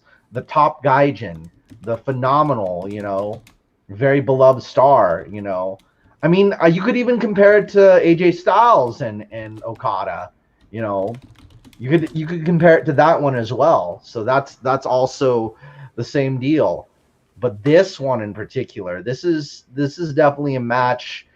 I think one of the ideal spots was Will Ospreay climbing several feet high onto one of the camera stands, or it was like one of the posts. It was one, and it was so tall. It was like I think he went up the height of a 2-story building and did a moonsault onto Okada. Can't believe it. Incredible. And mind blowing even. And I really thought, you know, the Chelsea grin, the hidden blade, the Stormbreaker, all of the, you know, the super os cutter, all the different moves. I really thought he was actually going to take the title because it seemed a little bit right, but at the same time, I understand why Okada got it. And something I really want to point out to people is that Okada's outfit, it's a tribute. He has trunks kind of in a tribute to Antonio Inoki, but he also, his outfit's in tribute to another Japanese wrestler who passed away. You see his robe, it was like very similar to a boxing robe, and the scarf. It's both a tribute to Inoki, but there was another wrestler who just passed away. And let me find his name. This is really important though, because Okada was definitely honoring him in the process. It began with the H. Yes, okay. Shozo Strong Kobayashi, who just passed away 2021. So it was in tribute to him. So it was the same yellow scarf, the same color robe that Okada was wearing to the ring. So it was in tribute to him for that match. So it sets up, and then guess who comes out to challenge Okada after he defeats Will Ospreay? Tetsuya Naito. He's not out of the title picture yet. And you know, now that I mentioned earlier, my dream match, Samoa Joe versus Naito, I wouldn't mind. You know, if anything, I think Samoa Joe should make a beeline for New Japan rather than AEW. Just make a straight beeline for New Japan. His matches against anybody on that roster are dream matches that are endless. You know, it's going to be must-watch TV, especially in Japan. Everyone will tune in because Samoa Joe is like when he has a wrestling match, it's like Beethoven composing a symphony. You know. And the way Samoa Joe composes and the way Tetsuya Naito sells, it's almost meant for each other. It's peanut butter and jelly, you know. The way Naito could sell for Samoa Joe and the way Samoa Joe could dish out punishment. And now that match isn't just a dream. It's a reality. Exactly. Ned Flanders mode all day. But now let's jump into our prediction time. Predictions! we got to do 2 predictions, ladies and gentlemen, before we end the show. Be here. I know we took a week off, and yes, and I apologize for the intro. Did not make it on time with the intro live status, so in case you caught it wrong, I apologize. We just came into the conversation. But yes, we got to get into it here, ladies and gentlemen, because there's so much pro wrestling going on. And us taking and so much shit, because now let's jump into the prediction coming up this Saturday. 2 things are happening this Saturday, ladies and gentlemen. And of course, the main one we want to talk about, of course, is New Japan versus Noah. Ivan, you have no idea how proud I am to see the Noah logo on our banner right behind you. Yes. You know, the Pro Wrestling Noah logo, and just how important the GHC is, you know. And you see shades of Noah in almost every profession, you know. Hello. Guten Tag. Guten Tag. Das Vidania. Hello. Yeah. I mean, so but Matt's not here. I mean, Mike's not here to freaking. I think that's Russian though. That's Cyrillic. Russian? Yeah, that's okay. Cyrillic. Nastarovia. Yes. So, I gotta say, one of the matches to look out for January 8th, New Japan versus Noah. The tag team is Kaito Kiyomiya. He's like a mix of Kaito Kiyomiya is like a mix of Okada and Ibushi in a way. You know, he's young. He's not even. I don't think he's even 28. He's younger than 28 or 27 right now. Very young wrestler, but he's been the GHC champion already. He's tag teaming with none other than the oldest wrestler in the company and most legendary, Keiji Muto. He's tag teaming with Keiji Muto to take on Okada and Tanahashi in a tag team match. I know that's the main event, and all eyes in Japan are going to be watching that match. Let me break if not down the world. card. Yeah. The world, Craig. The world. And let's break down the world. If we're going to break down the card, ladies and gentlemen, opening match we do have on the show coming up this Saturday. We do have Koji Fuchida versus Yasutaka Yano, an opening match. And we do have Yuji Nagata, Satoshi Kojima, and Hiroshi Tenzan teaming up versus Akitoshi Saito, King Tenai, and Mohamed Yone. And Muhammad, that's the funky Express. Yes, the Funky Express. That is absolutely right. The Funky Express. With Mohamed Yone in his afro. That's right. And we have Master Wato, Taiguchi, Yoshihashi, Hiroti Goto, and Tomohiro Ishii teaming up versus King Okada, Yoshiki Animura, Daiki Naba, Hajime Ohara, and Nasuke Harada. So that's going to be another fantastic match to see. And, this is what I'm excited. Here you go. Sho versus Atsushi Kotoge. I'm looking forward of that match because people who are not familiar with Atsushi Kotoge is fucking insane, man. And Sho to wrestle him, I'm going excited here. Winning shit because that's going to be... Those are your super junior heavyweights, your badasses. Your top stars. This is like your Seth Rollins versus Finn Balor type of style, or your Finn Balor and Ring of Honor Styles. Yes. My God, this is going to be fantastic. And of course, we do have Gato and Tashi Shimori versus Seki Yoshigata and Hayata. We're going to have that. And we have Doku and Desperado teaming up versus Nosawa Rongai and Yohei. I'm looking forward to seeing that because these two, these are great tag teams, both of them, especially in Noah. And Takamichi Noko, Minoru Suzuki, Taichi, Suzuki Gun versus Kushushin, Sakuraba, Takashi Sugiura, and to be announced, which I have a feeling is going to be Kenta, who's going to be probably but he got injured, so it looks like he was out of the picture. So you know what? As a matter of fact, he was supposed to be actually teaming up in that, but he is out of the card, so they got to announce somebody else because somebody might be flying over. Who knows? That's Who knows? Right. It's a wide picture. I must say this about Sakuraba. Sakuraba has like a strong MMA background, and Sugiura, he's not as old as Keiji Muto, but he's definitely the elder statesman of the team, and he gives and takes a lot of punishment. Sugiura. Oh, man. Yeah, man. Thank you very much for tuning in, brother, man. Appreciate you very much. Good rest. That's right. And then, of course, we do have Kanemaru. Dick Togo and Evo versus Masa Kitamiya and Go Shiozaki. Go And- Shiozaki. That's the several that he's one of the last students of Mitsuharu Misawa. You know, the legendary wrestler, the one of the four pillars.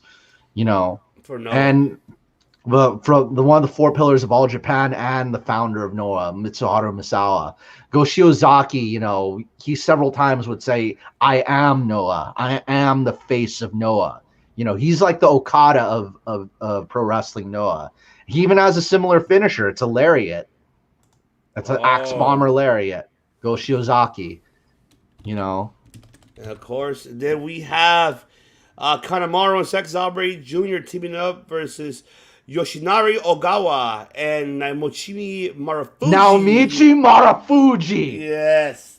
You know who I'm talking about. Marufuji is, other than Kenny and Naito, Marufuji is my favorite active wrestler right now. I think he's in my top 4 along with like Sting. You know, I guess it's really, and Marufuji is such a badass.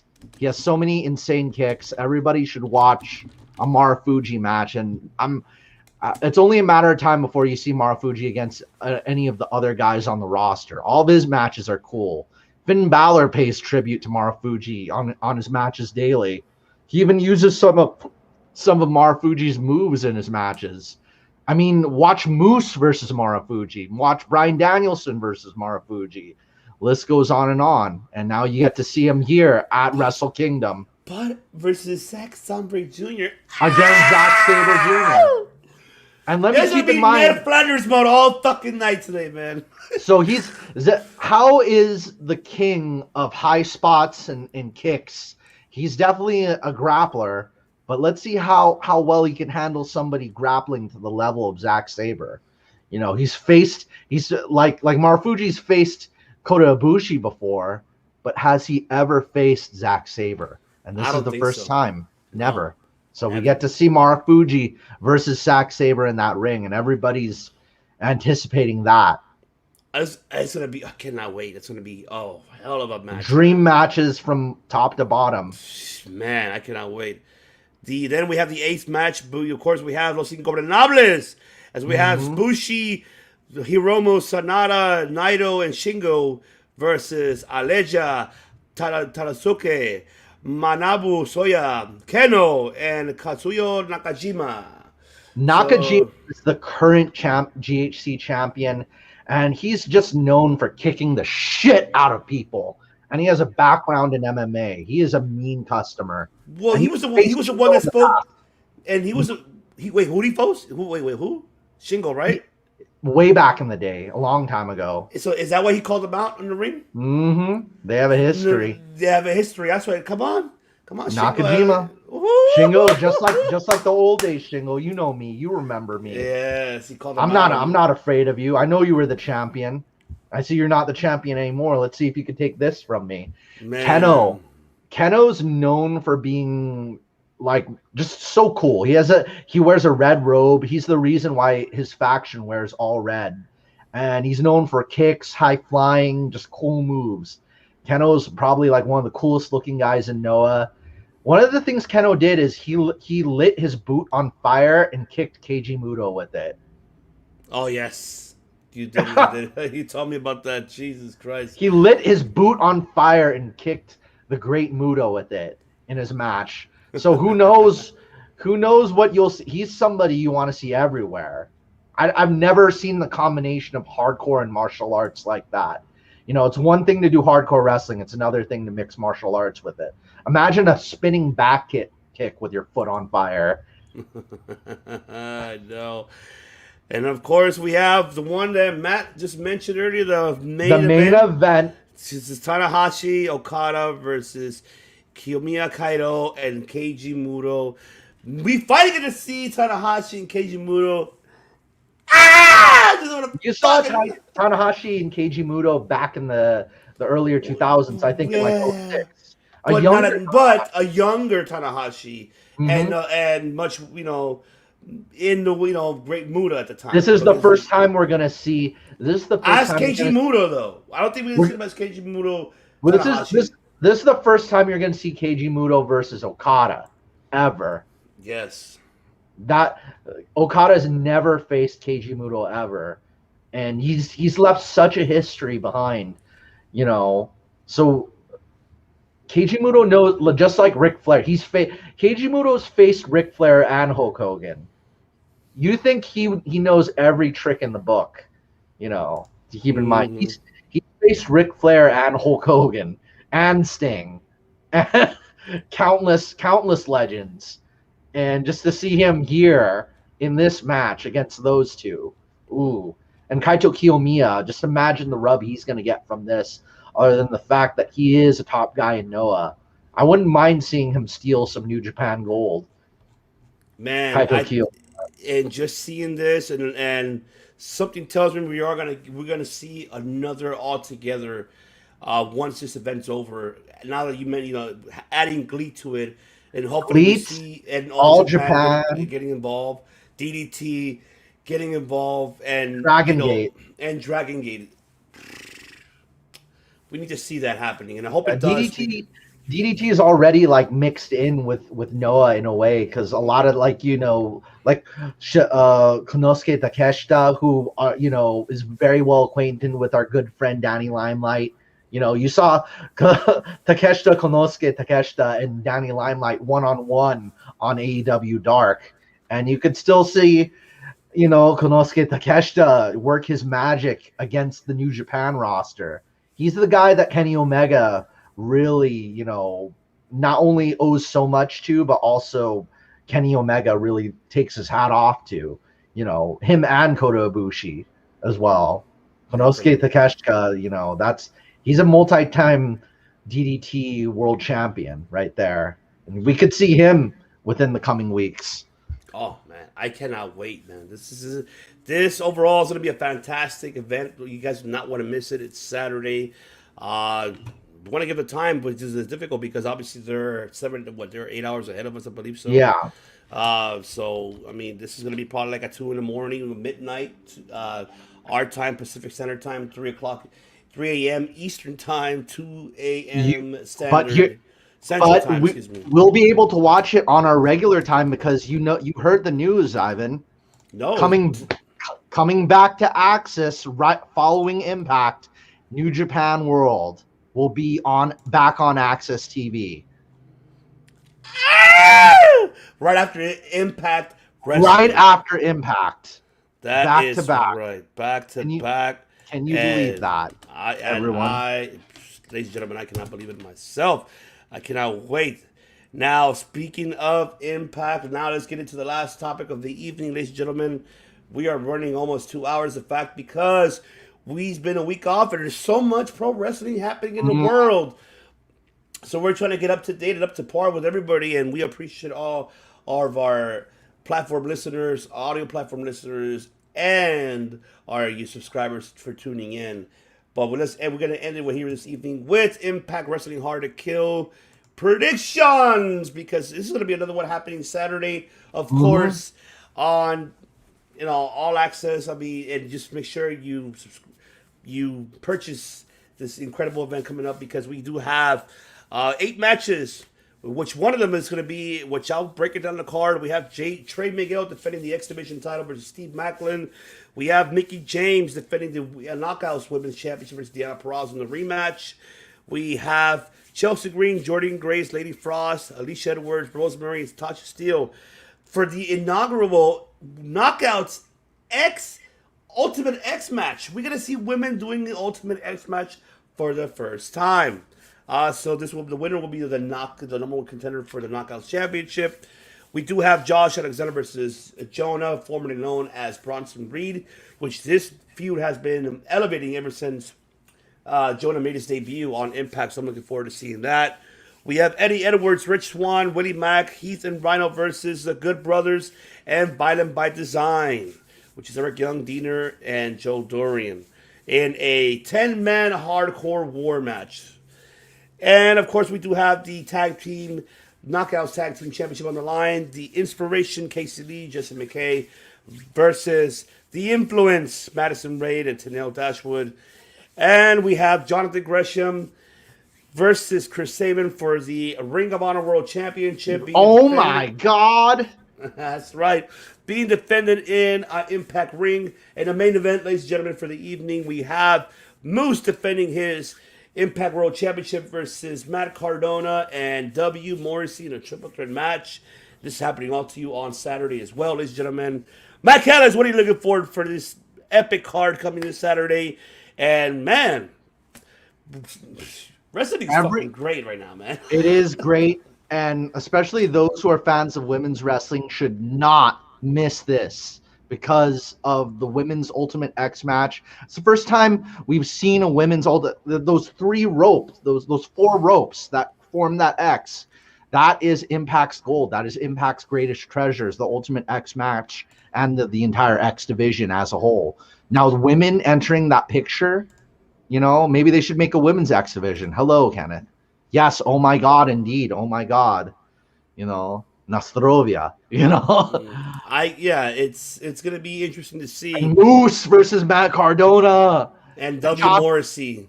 Top of that. Morrissey. Yes. And I gotta say, Jonathan Gresham, like getting to see a Ring of Honor title defended on Impact, you know, it's like seeing the New Japan title defended in AEW. It's something equivalent to that. Anything is possible in this world of wrestling nowadays. So who knows where we're going to see the Ring of Honor tag team titles defended? Dynamite, Impact, you know, the women's, you know, the Ring of Honor titles could be defended anywhere. We could see them show up in Japan within the next couple of weeks. Who knows? Anything's possible now in this world. Samoa Joe could collect every single title outside of WWE in the blink of an eye, like in 2 months. Who knows? I can't wait, man. This is going to be fantastic, man. So much pro wrestling starting to... What a way to start off 2022 with all the this... The best way. The best way with all these incredible professional wrestling you see happening, not just only besides WWE and AEW, but all over the world. And, you know, man, I cannot wait, and it's going to be fantastic. I'm looking forward for that pay-per-view myself. I cannot wait, of course. We will be back, ladies and gentlemen, for next week for episode 85. We will be recapping. We might do a recap sooner, Matt and myself, for the Noah and New Japan, because I believe for him and I, we got to sit down and have a discussion between him and I an hour long of speaking about what's going on, what's next, now that we see this. All the Japanese promotions and all the Japanese promotions working together. And that's a big deal. I'm wondering, do you think we could see the same thing happening in Mexico, Ivan? I think so. I think it's about time that Eagles are put aside and have Crash and, you know, have AAA, have CMML work together and other promotions. That would be there. So basically all the doors outside of WWE will be open and anything is possible. Anything is possible. Just imagine that. Just imagine every single door, you know, you'll see, you know, what was it, Hijo de Vikingo? Yeah, Hijo del Vikino, yep. Like over in Noah. I mean, who did we see over? There was a luchador showing up in Noah. I think it was Super Crazy, Crazy. Showing up in Noah. I didn't even know there was a Spanish faction in Noah. I had no idea. So many things. It's endless, you know. Yeah, the possibilities are endless, and man, I cannot wait to see what's going to happen in this weekend. And man, I'm just glad that we're back in action, and what a way for us to start off 2022, ladies and gentlemen. What a way! With a bang! Yes, like Chris from earlier. You know, yes. Shout out to DDP. That's right. So once again, ladies and gentlemen, thank you so much for tuning in, and for all of our audio platform listeners around the world listening to us. Yes, I know the intro started differently because obviously I forgot to hit the button for the live. So that's my fault, but that's fine. But it's, hey, start out 2022 was like, near Flanders mode, thinking about all this wrestling good shit, damn it. But we're doing it. And so we want to thank all of you guys, all our subscribers, our viewers, our audio platform subscribers from Apple Podcasts, from Spotify, from Spreaker to Bullhorn towards the Wrestling Index.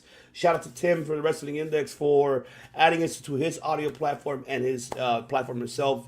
Make sure to subscribe to the Wrestling Index, where you catch all the, besides us, pro wrestling podcasts all over around the world there as well.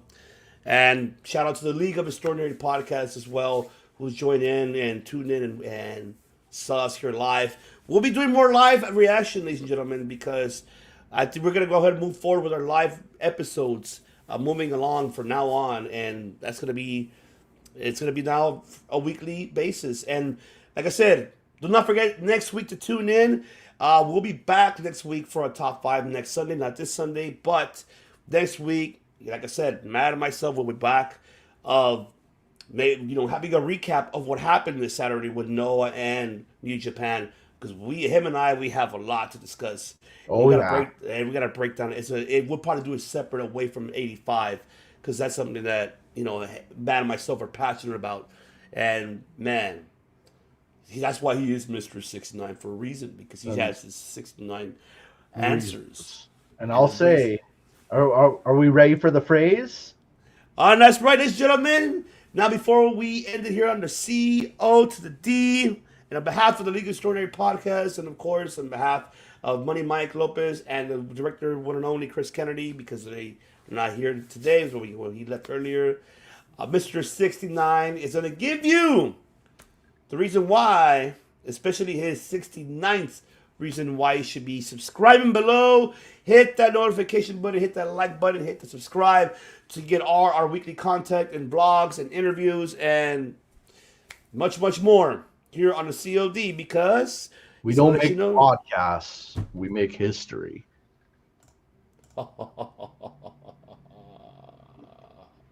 I